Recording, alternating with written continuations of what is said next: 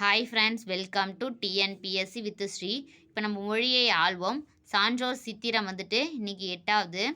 சி.வை. தாமோதரனார் 1832 1901 வரைக்கும் தமிழ் பதிப்புலகின் தலைமகன் என்று போற்றப்படும் சி.வை. தாமோதரனார் இலங்கை யாழ்ப்பாணத்தில் பிறந்தவர். தமிழ் பதிப்புலகின் தலைமகன் யார்? சி.வை. தாமோதரனார் யாழ்ப்பாணத்தில் பிறந்திருக்காரு. தமிழ்நாட்டுக்கு வருகை புரிந்து தம் 20வது வயதிலேயே நீதிநெறி விளக்கம் என்னும் நூலை உரையுடன் பதிப்பித்து வெளியிட்டு அறிஞர்களின் கவனத்தை ஈர்த்தார். யாழ்ப்பாணத்துலேருந்து தமிழ்நாட்டுக்கு தன்னுடைய 20வது வயசில் வராரு. நீதிநெறி விளக்கம் அப்படிங்கிற நூலை உரையுடன் பதிப்பித்து வெளியிட்டு அறிஞர்களுடைய கவனத்தை ஈர்க்கிறாரு. 1868ஆம் ஆண்டு தொல்காப்பிய சொல்லதிகாரத்திற்கு சேனாவரையார் உரையையும் பின்னர் கலித்தொகை, இறையனார் அகப்பொருள், வீரசோழியம் உள்ளிட்ட பல நூல்களையும் செம்மையாக பதிப்பிட்டு புகழ் கொண்டார். இவர் 1868ஆம் ஆண்டு தொல்காப்பிய சொல்லதிகாரத்திற்கு சேனாவரையர் உரையையும் பின்னர் கலித்தொகை, இறையனார் அகப்பொருள், வீரசோழியம் உள்ளிட்ட பல நூல்களையும் செம்மையாக பதிப்பித்து புகழ் கொண்டார். அத்துடன் இல்லாது கட்டளை கலித்துறை, நட்சத்திர மாலை, சூளாமணி வசனம் ஆகிய நூல்களையும் எழுதியிருக்கிறார். இவர் என்னென்ன நூல் எழுதியிருக்காருன்னா கட்டளை கலித்துறை, நட்சத்திர மாலை, சூளாமணி வசனம். ஆறாம் வாசக புத்தகம் முதலிய பள்ளிப்பாட நூல்களையும் எழுதினார். ஆறாம் வாசக புத்தகம் இவர் எழுதியிருக்கிறாரு. அவருடைய தமிழ் பணியை கண்ட பெருஸ்வேல் பாரதியார் அவரை தாம் நடத்திய தினவர்த்தமானி என்னும் இதழுக்கு ஆசிரியராக்கினார். இவருடைய தமிழ் பணியெல்லாம் பார்த்த அவர் பெருஸ்வேல் பாரதியார் அவருடைய தாம் நடத்தி வந்த தினவர்த்தமானி அப்படிங்கிற இதழுக்கு ஆசிரியராக்கினார்.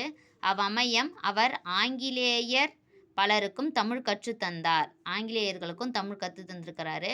அரசாங்கத்தாரால் சென்னை மாநிலக் கல்லூரியில் தமிழ் பண்டிதராக நியமிக்கப்பட்டார். சென்னை மாநிலக் கல்லூரியில் தமிழ் பண்டிதராக நியமிக்கப்பட்டார்.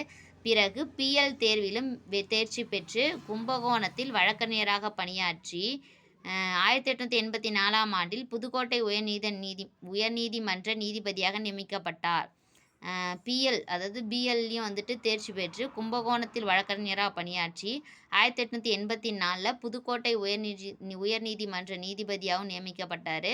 தாமோதரனார் எந்த பணி ஆற்றினாலும் தமது சொந்த பணியாகவே கருதி கடமையாற்றினார்.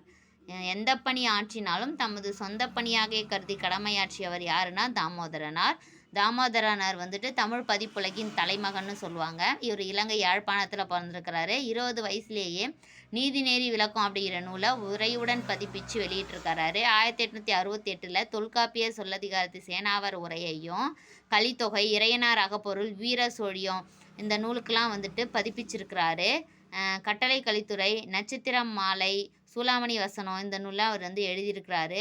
ஆறாம் வாசக புத்தகம் முதலிய பள்ளி பாட நூல்களையும் எழுதியிருக்கிறாரு. பெருஸ்வேல் பாரதியார் தினவர்த்தமானி அப்படிங்கிற இதழுக்கு சி.வை. தாமோதரனை ஆசிரியராக்கியிருக்கிறாரு.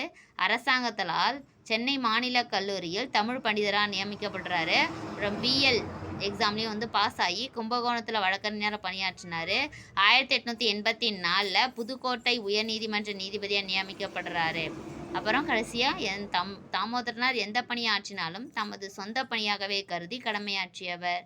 Thank you friends. மேலும் வீடியோஸ் பார்க்க டிஎன்பிஎஸ்சி வித் ஸ்ரீ சேனலை மறக்காமல் சப்ஸ்கிரைப் பண்ணுங்கள், லைக் பண்ணுங்கள், கமெண்ட் பண்ணுங்கள்.